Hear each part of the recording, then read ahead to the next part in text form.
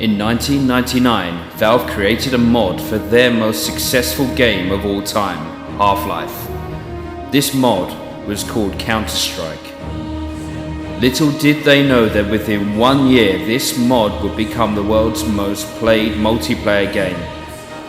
About the same time, a young teenage Rossco began to play for Roughnecks in the Enemy Down Premiership against the likes of Mana and Mel. By the 15th of September 2003, Counter-Strike 1.6 was launched and was played by tens of millions across the globe. It was the top clan-based first-person shooter. The young Rossco matured, apparently, and so too did Counter-Strike, with the launch of Counter-Strike Source in November 2004. The game to this day boasts 50,000 people at any time playing on Steam. But with the emergence of console clan gaming, the popularity of Counter-Strike has suffered a slow decline. Screams of fire in the hole and enemy down have been replaced by UAV online and sentry gun ready. But all that is about to change.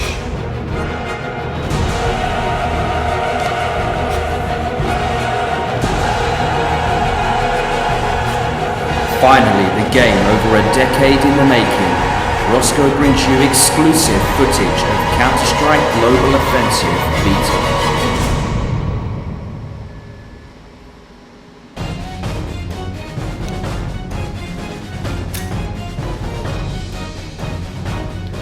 Howdy all, Rossco here from the WGL media team. As promised, on its launch date, shortly after, just a few days after, I am bringing you screenplay footage from Counter-Strike Global Offensive Beta. A game that I, among others, have been really looking forward to. Unfortunately delayed, originally due out around the beginning of October. But Valve, for good reason, chose to delay and get the beta as good as they could before they released. They had a few tweaks they wanted to work in, according to Chet, who's the lead developer at Valve, according to his Twitter feed. Anyway, coming into the game, wow. Kicking off here, you can see that the buy menu has certainly changed a little bit. Here you can see the accessories: grenades, flashbangs, smoke, standard stuff carried over from the original Counter-Strikes, but we also have in here decoy grenade and a Molotov. Both very powerful, and had the chance to try both of them. The decoy grenade, straight off the bat, is a fantastic addition to the game. Counter-Strike, unlike Call of Duty and the Battlefield games, doesn't have an option to call in a HUD for you to know where your enemies are. It does have a radar where you can see your own teammates, but sound is a really important part of this game and being able to work out where your opposition are. So the fact that we have a decoy grenade that makes lifelike gunfire can give you that edge just for a few seconds, even if it makes your enemy just look slightly in the wrong direction just for a moment. It gives you that opportunity to pick them off before they get you, and that's a really welcome addition to the game. The Molotov, another fantastic addition. One of the big things about Counter-Strike is rushing, because it's a bomb defusal, or mainly bomb defusal maps and some hostage maps. For terrorists and counter-terrorists alike, gaining the upper hand in the map as quickly as possible is essential, which means that a lot of people have to rush from the spawns. I've seen the Molotov already being used, a bit like the napalm in Black Ops, where you will throw and it will cover a small area in flames, and that small area that you cover with flames is pretty much impassable for a period of time. If you can get a grenade or a Molotov into a rush spot as quickly as possible, you effectively stop your opponents being able to enter a part of the map, and you get the upper hand by taking it before them. Really another welcome addition, and something that I'm really looking forward to trying out and using in clan battles to see just how effective it is. So moving on to the guns. The beta at the moment has a restricted gun menu. in all honesty, it's all about the AK and the M4A, the two assault rifles.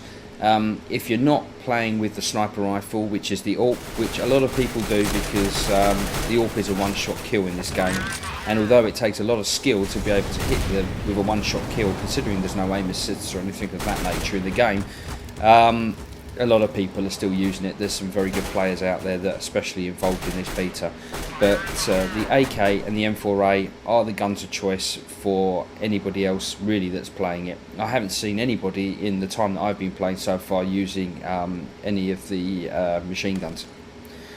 So moving on to the pistols, nothing new then. It's just the Glock and the counter-terrorist small pistol, which you're given at the beginning of each round anyway. And then the Deagle, the Desert Eagle, which is a welcome upgrade. A lot of people that carry the AWPs carry the Eagles. That gun's come back again, and rightly so, because it's a cornerstone of Counter-Strike in the game. So moving on, looking at the graphics, I am very, very impressed. The game is matured. The graphics are exceptional, much better than I expected. The graphics, I would say, are probably in between what we've seen in Modern Warfare and not quite as high as the Frostbite 2 engine Battlefield 3 graphics. But they are crisp, sharp, detailed, and quite honestly, much better than I was expecting. The most important thing about this is that it still has a real Counter-Strike feel. It doesn't seem cluttered, it seems sharp, it seems accurate. There's not so much detail that you can't see what's going on. One of my biggest issues with Modern Warfare is that there is so much happening on the map that half the time it takes all of your concentration to see what's going on. The Counter-Strike maps, or what we've seen from the beta so far, are detailed, incredibly good looking, but clean, and that's something I think that sets it aside again. The maps have been updated, they've been made more current. The Dust map originally started in the middle of a desert with mountain backgrounds. In Counter-Strike Source it moved into more of a town environment that still kept an element of desert and derelict dust around it. The new map now sets it right in the middle of the town. Looking around, there's palm trees, there's other buildings, there's mosques. It's brought it right up to date. Even at the beginning of the level, there's actually a helicopter hovering above the counter-terrorist squad. So they've really gone to town with the graphics, trying to really bring it right up there to compete with the likes of the Modern Warfare 3 and Battlefield. And in my opinion, they've done an excellent job, and in some respects the graphics outdo, as I say, Modern Warfare 3 certainly, Battlefield potentially, just because they're simple and easier to look at and to play with. Player models as well are much more detailed. The counter-terrorist models at the moment, there's only one model for each. In the original Counter-Strike games you could choose from 4 models, which was quite nice, but in this one there's just the one model for each, and the terrorists are no longer wearing cheesy camo and aviators. They're now wearing jeans and bandanas, much more current and more stereotypical of what we see as our current modern day terrorists. As you can see, other improvements to the game is the bar across the top, which gives you the status of your teammates and their health. A great way of being able to see how many of your teammates are still alive and what health they've got without having to tab out to the score screen to check what the status is. A very welcome addition, and obviously now with the integration into Steam you can also see that the avatars of your Steam avatar appears across the top of the screen, and you can see my rather cheesy photograph up there at the moment. The graphics and the game are much improved. One thing that I do like though is that it doesn't seem to be thirsty in terms of a CPU and GPU for PC. It seems that my current PC, which is a high-end machine, is running at 290 frames a second, is actually running at a higher frame rate than Counter-Strike Source. So there's obviously been a lot of heavy optimization in this to make sure that the game plays well on as many systems as possible. So a lot of people out there that may or may not be thinking that they're going to need to upgrade their machines to play this, you may well not need to upgrade it. when the beta goes open for all to download, I recommend giving it a try, because I think you might be pleasantly surprised at how well this game plays on your current system. So moving on to the aim, no auto assists, no auto aims. This really is a big deal for this game. It's very difficult to get the shots off that you need. Probably not helped too much at the moment by the fact that the hit recognition isn't quite perfect in the beta. There are a few little tweaks that they need to make, but if I had to say that this beta release is probably better than Battlefield 3 at release, that just goes to show how much time and effort Valve are putting into making sure this game was ready to beta test before they sent it out there. In my opinion, this game it's nigh on perfect. The graphics are great, the gameplay is great. There's no aim assist, so when you get that headshot and you snap to the head and you get that kill, that's because you've done a good job on it. The recoil is a big thing about this game as well. The guns recoil heavily, more so than Counterstrike Source, probably not far off of what 1.6 was like.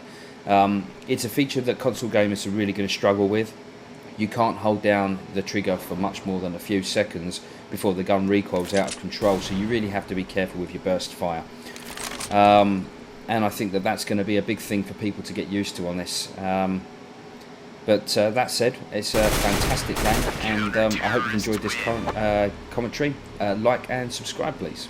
Thank you very much.